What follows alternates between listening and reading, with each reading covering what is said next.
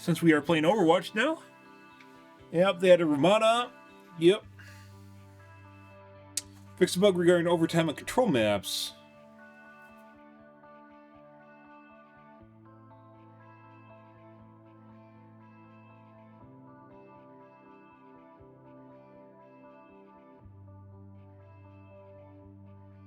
Whenever a point is captured on control, the team losing control... Control's the robot push, by the way.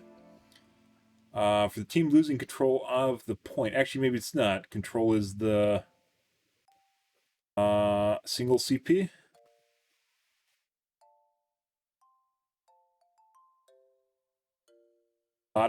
Overtime will automatically start. No one needs to touch the point.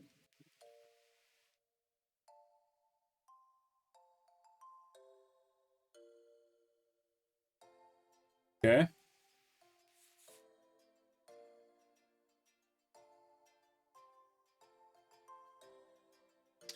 We've added a hero purchase tab in the shop. Surprise! Where Kiriko goes. Competitive play. There are new temporary competitive title rewards for name cards based on your end season rank. You can only earn these at the end of the current season and for the next season.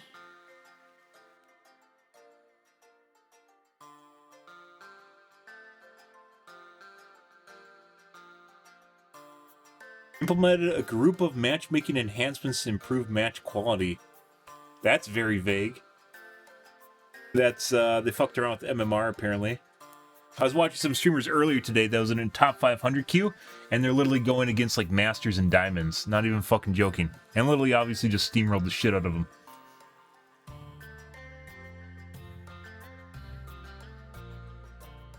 Only thing I hate about this game is you have to pay for every battle pass. I like Fortnite. That's what I never really understood. Even back when I first bought a battle pass, which I believe is Fortnite, when I first got the battle pass, what I didn't understand is why they give you money back.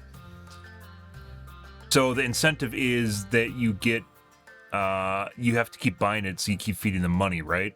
In that regard, you can make the battle pass even cheaper, like $5, right? But at the end of the day, you don't get the currency back, so you have to purchase the next season. So you aren't technically purchasing any battle pass in the next season. Yeah.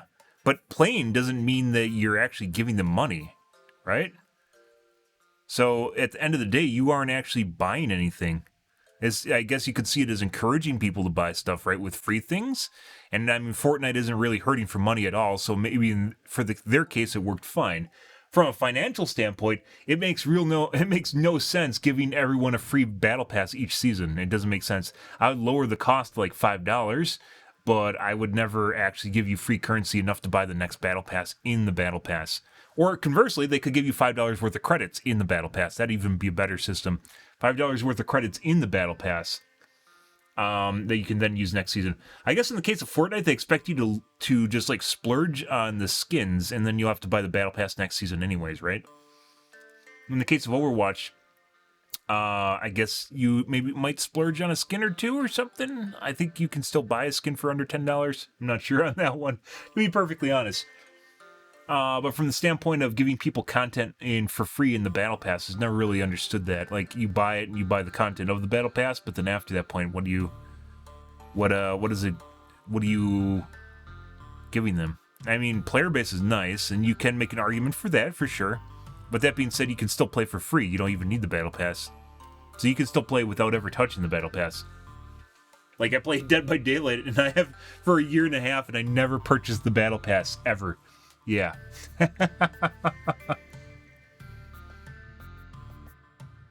Because all it gave you was charms. Some stupid fucking charms and titles and stupid shit. Yeah. Some cosmetics. That weren't very good. Yeah.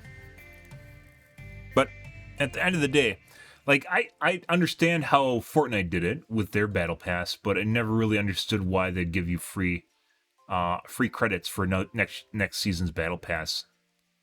Because you still get stuff without the battle pass too, right? You get the free ranks that give you stuff. It's not as much stuff, but pretty much every game that has a battle pass has like a free tier, right? And then you get stuff for there, but you won't get the battle pass rewards. So you could still make a case for the fact that you should be paying for the battle pass.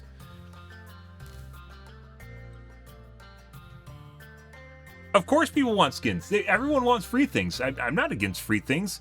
I just understand that companies have to make money. I love free things. Who doesn't like free things, right? But at the end of the day, they have to pay their developers.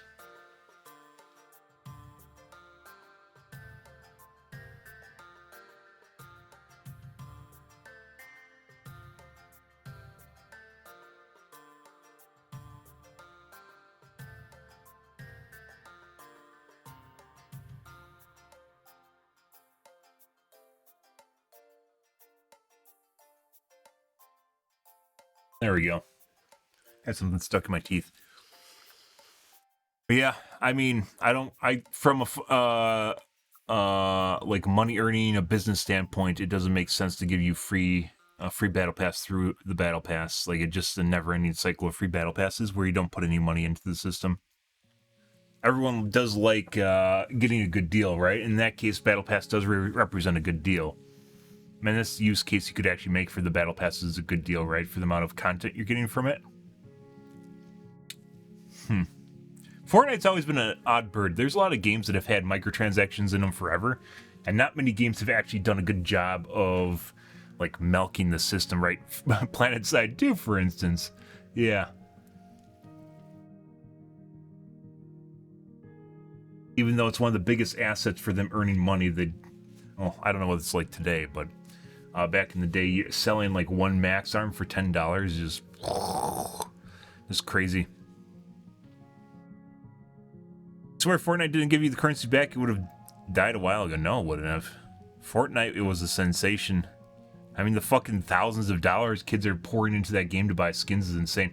Like, what'd someone say? The max amount of money, if you bought everything in League of Legends, was like $3,000. I wonder what it is in Fortnite. It has to be absurd, like, it's like $30,000 or something. How much does it cost to buy everything in Fortnite? All skins. They have other shit too. They have like fucking everything. They have like animations.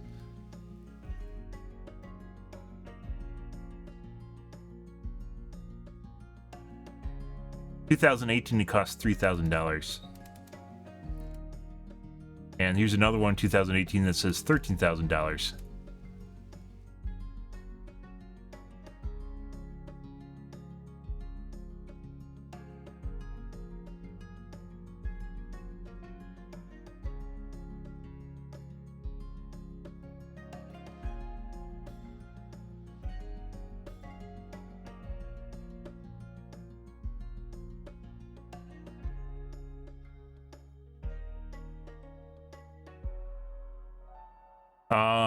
September 1st, it would cost you $22,000. That's just the skins, I assume? And there's like animations and soundtracks and all sorts of fucking weird shit.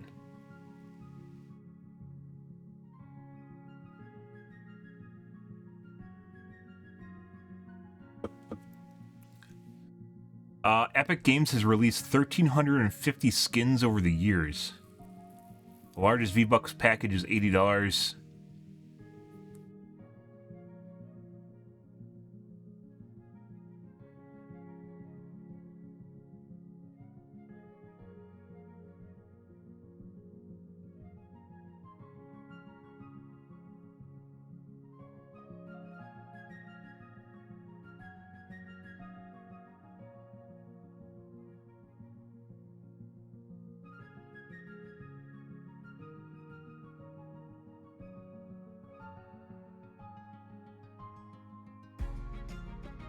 I guess you could buy someone else's. Yeah, this is only for the skins. So this was calculated. This is funny because people were talking about how little it costs to earn everything in League of Legends.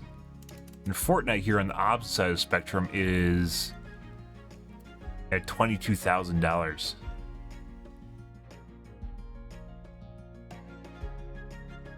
$23,000. And that's just for skins. Once again, there's like animations and dance tracks and all sorts of stupid shit. I don't even know what they have in Fortnite anymore. But yeah, it costs a lot. There's a lot. There is a lot of virtual goods in Fortnite. Insane. insane someone's account could be worth it. I guess that being said, in Counter-Strike, right? In Counter-Strike, you could have an account that's worth $22,000 easily, right? With skin trading. Because you got the super rare gun that has a blemish on the side or something fucking weird like that. Yeah. The Howling Dragon with the blemish on the side. Yeah.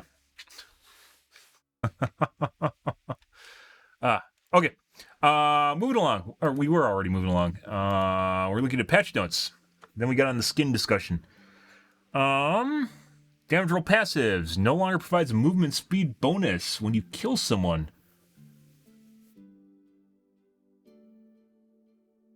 I thought it was when you kill someone you got a movement speed bonus.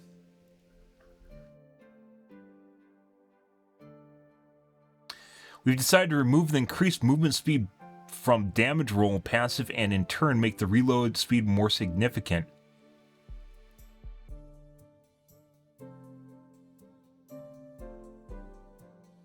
While additional movement speed was a helpful indicator the passive was active, we saw this in speed negatively affecting the ability to aim precisely. Oh, depends if you have an aimbot or not. By the way, guys, I've been playing Overwatch off stream. This last Saturday, not this, we're on Wednesday already. This last Saturday was the worst amount of cheating I've ever fucking seen in that game. And that's because I've been playing at like 6 in the morning or something like that, like when all the kids are waking up.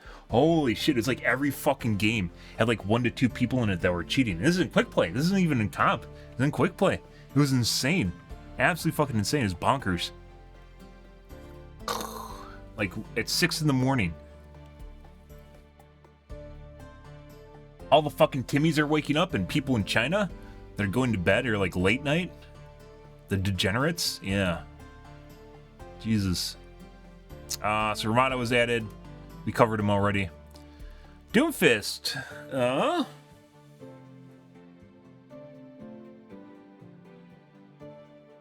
Doomfist really should be turned back into a DPS and Mei should be a tank. Personal opinion on that. And I think the only reason Doomfist is a tank is because they needed some color in the tanking genre. That hurts to say, but it's actually probably true. Because Mei is much more of a tank than Doomfist ever was, right? But yeah, for some fucking reason, they made Doomfist a tank and not Mei. Mei is 100% a tank.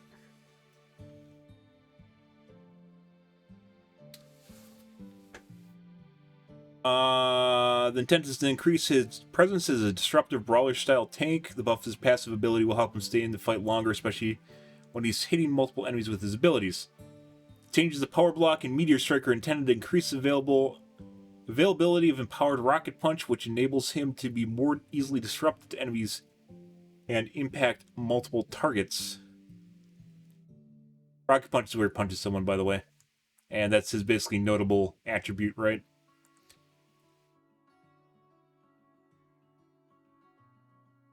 Due to gaining empowered rocket punch more consistently, the stun duration and size are slightly decreased to reduce some of the frustration of playing against it.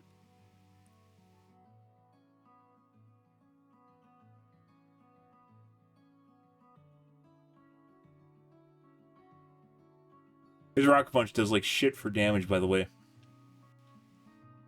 Reduce the damage even further on it. What?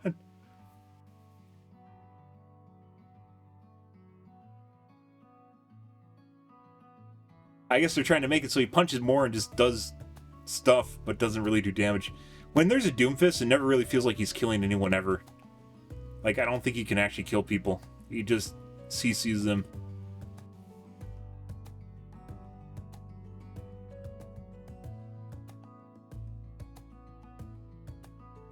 Hey, Sanjo.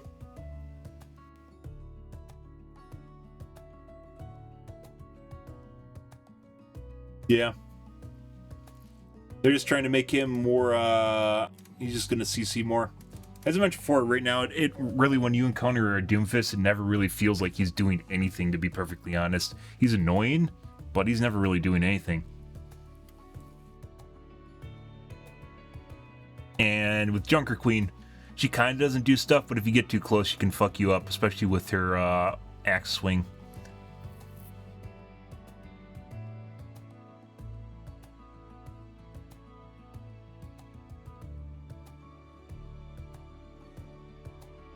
Junker Queen got a nerf. Commanding Shell is Junker Queen's primary tanking ability and utility, but the additional survivability it granted her team proved to be too powerful and needed to be tuned back significantly in a previous patch. Oh, this is a prior patch. Okay. I was like, what? We're looking to shift more of that survivability into Junker Queen herself by increasing the amount of her passive ability heals through dealing damage with wounds.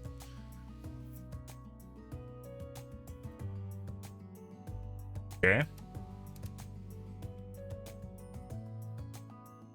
Torso and head hit volume size. What the fuck is that? Is this her model? Or is this the sound that it makes?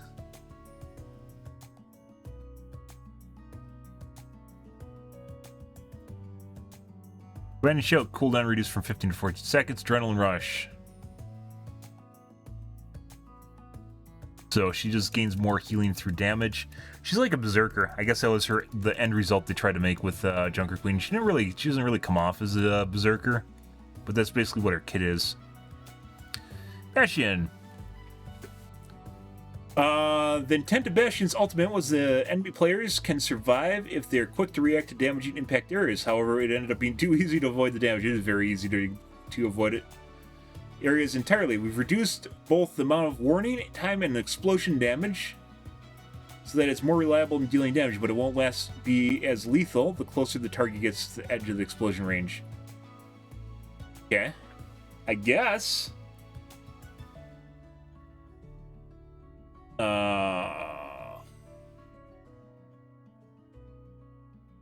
300 down to 250. If they make it too easy, though, it's like it doesn't even do anything. That being said, you can overlap shots, so. No longer deals explosion damage to self. That's good. So he can shoot it on himself. Cooldown reduced from 12 to 10 seconds. Reconfigure, I believe, is when he turns into a tank. So his ability to tank bust has been improved by 20%-ish.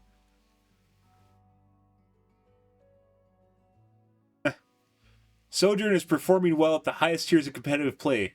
You don't fucking say. A lot worse than that. It is literally, they have fuckers that just run around and just click faces constantly. She's like a fucking broken widow. It makes no fucking sense. But poorly below those tiers because she has a mouse 1. And her mouse 1's more difficult to hit.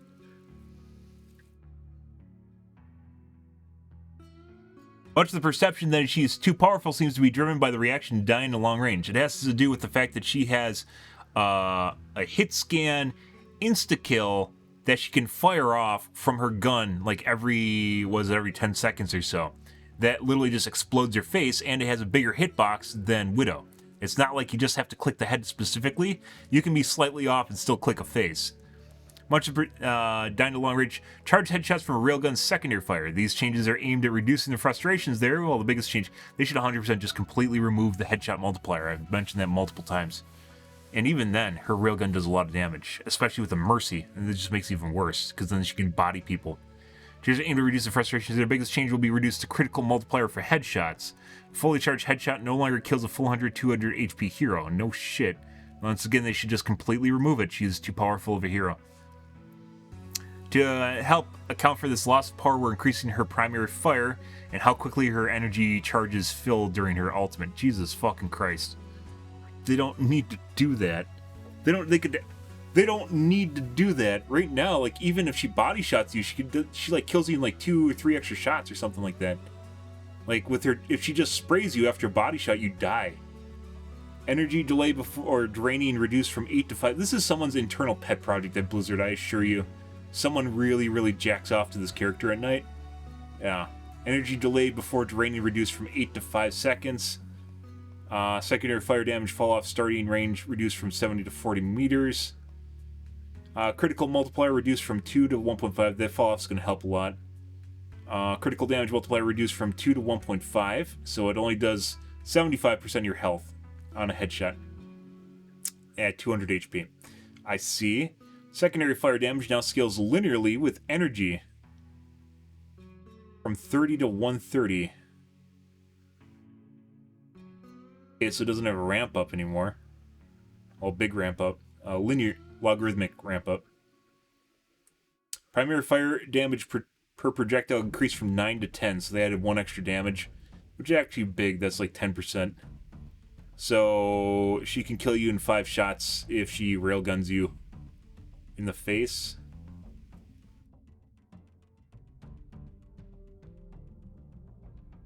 Overclock energy charge rate increased by 20%. Yeah, the range fall off is what's gonna help a lot. Fall off really. It doesn't say how much it falls off from though. This is just where it starts falling off. You'd have to like look at the spreadsheet on the wiki. But yeah, she in general is just way too powerful. She's an embodiment of multiple characters: Widowmaker, Soldier 76, May, and then like Tracer. She can move all over the fucking place. It makes no sense. Once again, I'm pretty sure there's someone at Blizzard that jacks off to this character.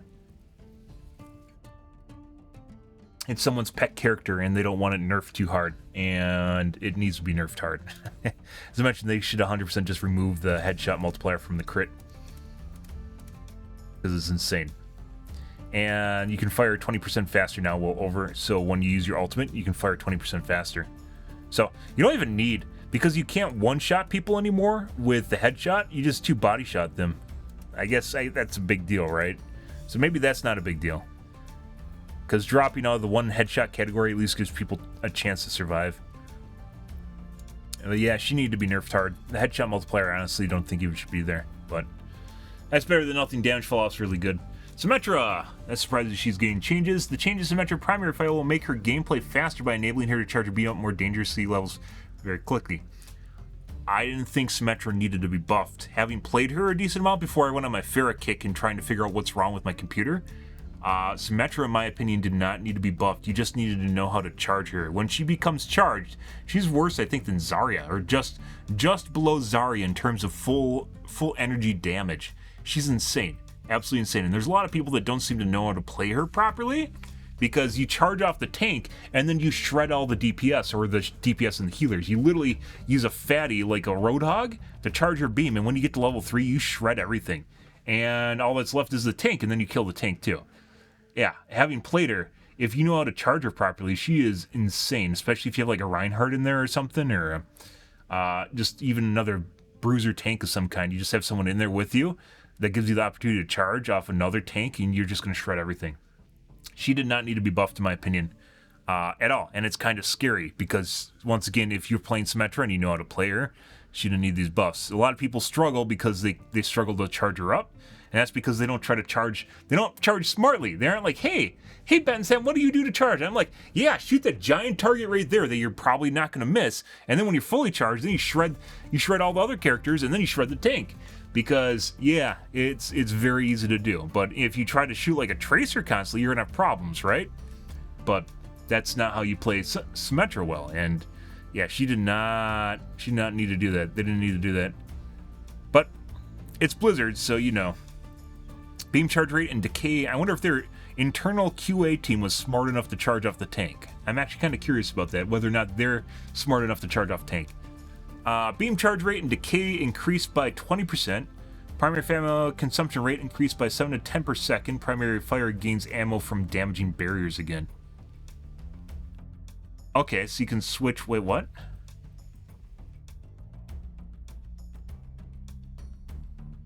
It says they're going to make it so she charges up faster. Oh, charge rate and decay. I just read decay. Beam charge rate and decay increased by 20%. So if you're off target, it loses charge faster. That kind of sucks, because you can't swap targets as easily now. I'd actually say that's actually hurtful.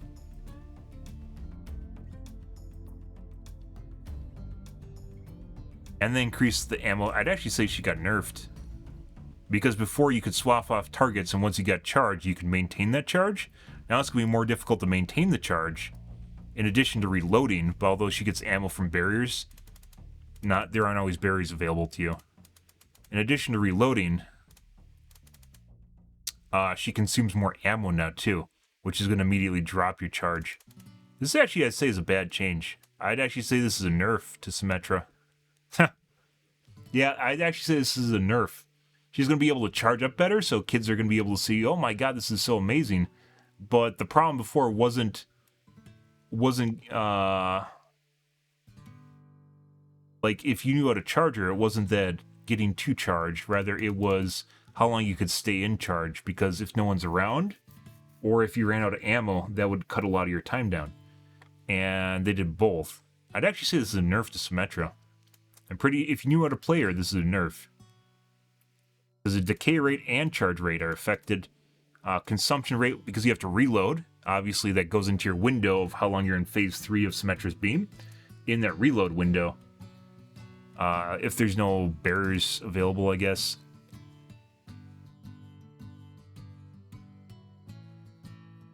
Yeah, this is actually a nerf. I would say this is a nerf to Symmetra. People are going to probably disagree with that. But once again, if you use a tank to charge Symmetra, I don't think this is an issue. And then basically when you're at full charge, all these other things apply. So the buff here is you get, well, these apply. The buff here is you get to full charge faster, 20% faster. The downside is now that you're at full charge, if you swap targets, you're going to lose charge insanely fast, or a lot faster. And then on top of it, the consumption rate is much higher, which causes you to reload, which takes a shitload of your charge away. So this is actually a nerf in my opinion.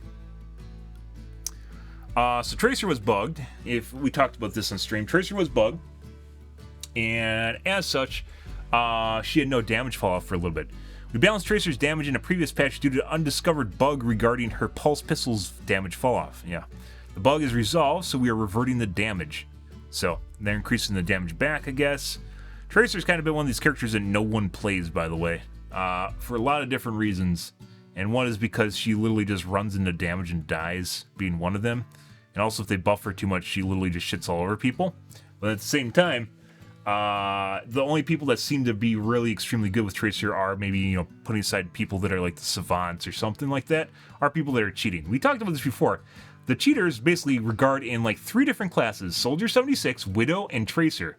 And when they're memeing, they switch to Tracer. Or if they're feeling cheeky as fuck, they'll start playing a projectile hero just to BM and do shitty at it because they're just so goddamn good at Soldier 76. Yeah.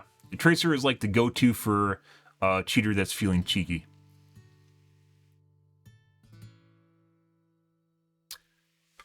But that being said, once again, most people when they dash around with Tracer have problems with target acquisitions, being able to see people when you come out of your dash and being able to actually shoot them again, right? Maintaining your spatial awareness while you're warping around and being able to acquire targets after a warp is very difficult. I don't know.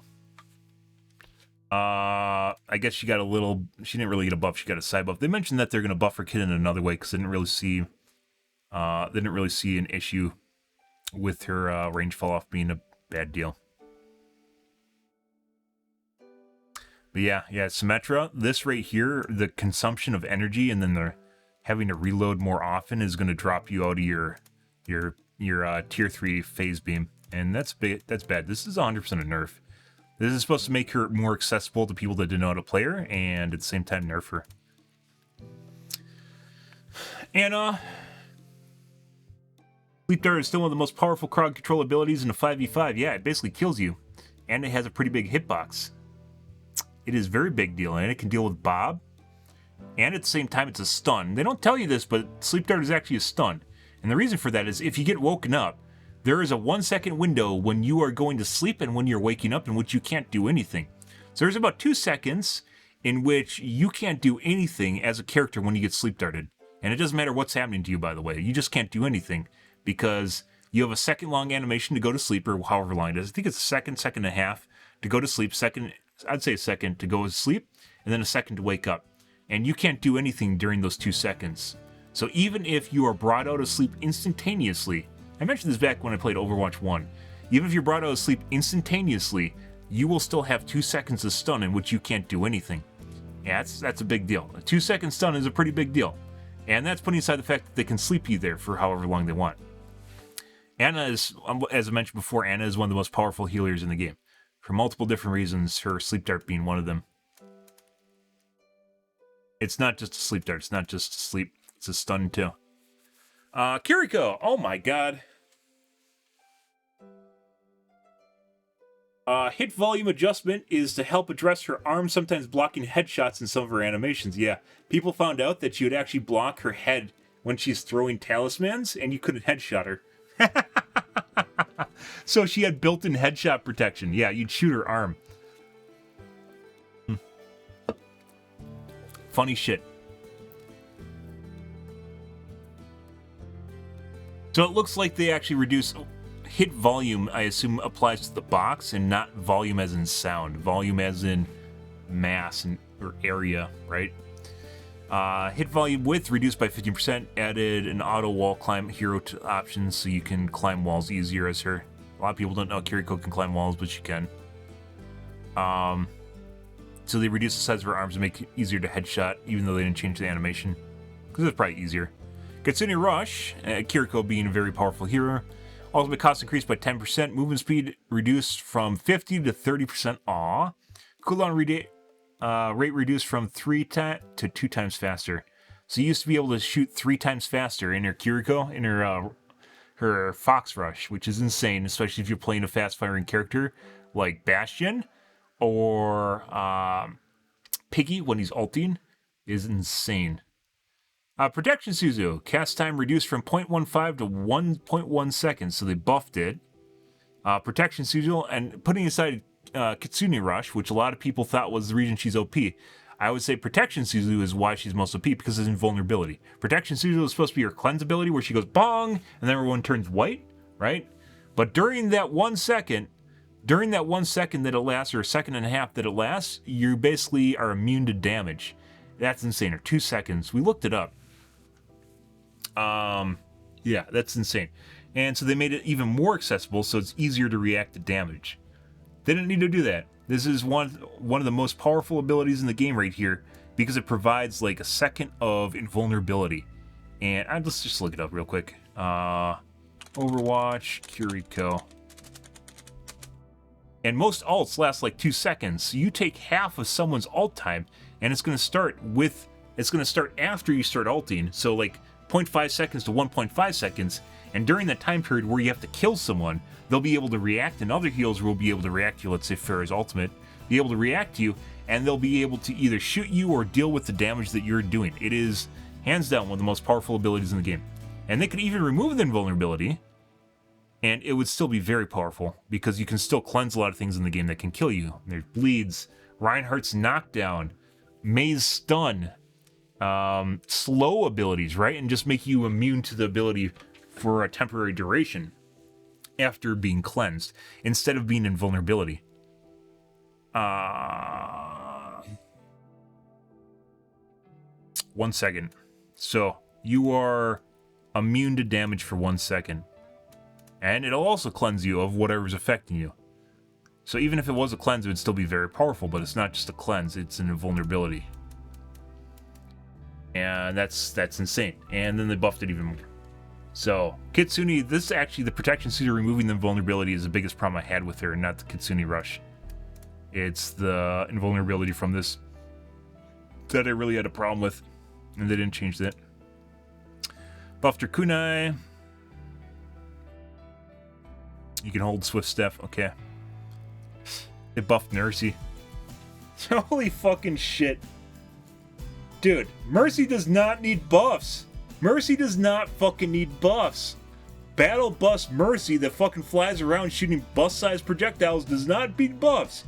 The majority of people that play Mercy are just fucking terrible at playing her. That's the majority of players that play Mercy. She's not a bad hero. Hence why you see fucking Mercy's going like fucking like this all over the fucking place. Yeah, and it is next to impossible to kill them. Weapon swap time reduced from 0.5 to 0.35 seconds. Ammo blaster increased from 20 to 25. So she could be even better at flying around and assassinating people in her ultimate form. Good. Good job, Blizzard. You literally listened to a community that, yeah, no, she did not need a buff. Yeah. Are you talking about, Kiriko? Yeah. If you're talking about Kiriko, yeah, and even then, it's not just ultimates too, like that last hit when you're about to die, and she goes bong, and then she heals whoever you're hitting, and then it literally resets the fight. Yeah, that 1 second is more than enough time to literally kill you and stop a push, an opportunistic push. Yeah, Kiriko's it's the Protection Suzu.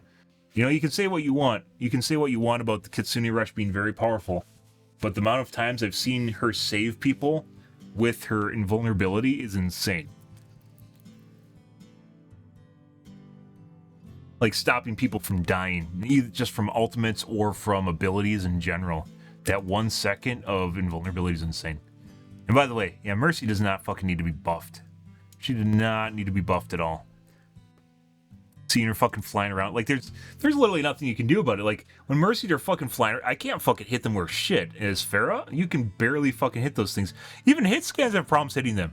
And it's just like fucking flying around. This is like that's even without being in her ultimate form. And when she's in her ultimate form, she's going like this. There's like 2 of them. They spawn clones and they move even faster. Yeah, fucking crazy. And they didn't need a buff. I found like one of the best ways of dealing with Mercy when she's trying to fucking kill you is just to land on the ground and start strafing around. Yeah, that's kind of sad. Because she shoots fucking buses at you and there's almost no way to dodge those in the air. You're just gonna lose. You just sit on the ground and try to fucking shoot at her.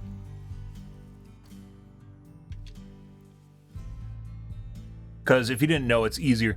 You move, because of the way the game is built now, you move faster when you are on the ground as Pharah than you do in the air. And it's kind of sad, but true. You actually move faster if you're on the ground and trying to move, like, you know, do some fast reactionary movement. You can do that faster as Pharah on the ground than you can do that in the air. Unless you're using you're like dropping out of the air and maybe using like a concussion round. They're changing map rotations. I very much dislike the map rotations, and I dislike the time of day that they're doing. That's something the kids totally talked about on the forums, and they thought it was a good idea. Basically, they apply a fucking HDR mask to everything. Not HDR like your monitor. HDR like they make stuff super bright and fucking fluorescent or blurry, and they apply a filter basically to your screen to make everything look like ass. Very much do not like that.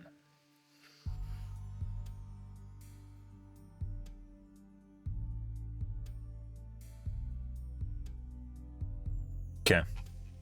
So cover most everything there.